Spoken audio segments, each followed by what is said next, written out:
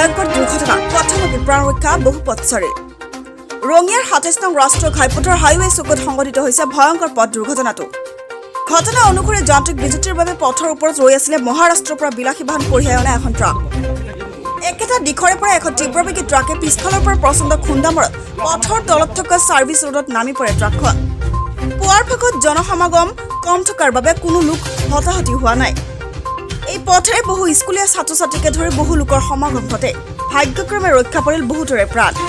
ইফালে পিছফালৰ পৰা প্ৰচণ্ড খুন্দা মৰা ট্ৰাকখনৰ চালক বহু সময় ধৰি আবদ্ধ হৈ আছিল ট্ৰাকৰ ভিতৰত স্থানীয় ৰাইজে তৎপৰতাৰে উদ্ধাৰ কৰি সংকটজনক অৱস্থাত চিকিৎসালয়লৈকে প্ৰেৰণ কৰিছে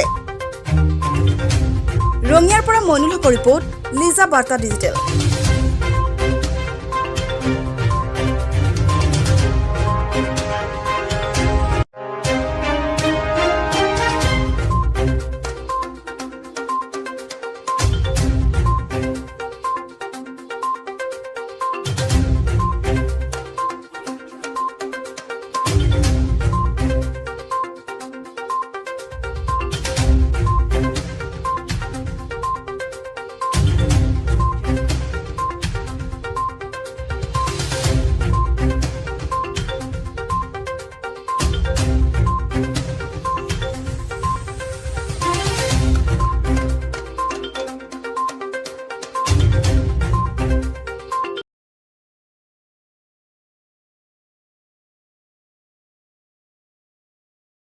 রাখা আছিল এখান দিয়ে জায়গাটা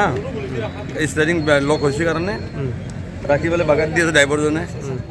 এখনই আহি পেলে পামচার পিছে দিয়ে মারি দিয়ে এখন বাগরে দিল কন্ট্রোল হরাই গেল তারপর আপনার এখন ড্রাইভার আমি কাটিছে দি পেলে মেডিকেল পঠালো বেটারি গাড়ি এখনত কারবার কিবা হয়েছে নাকি তারপর ড্রাইভারও জখম হয়েছে ভরিখান ফাঁসি গেছিল স্টারিংও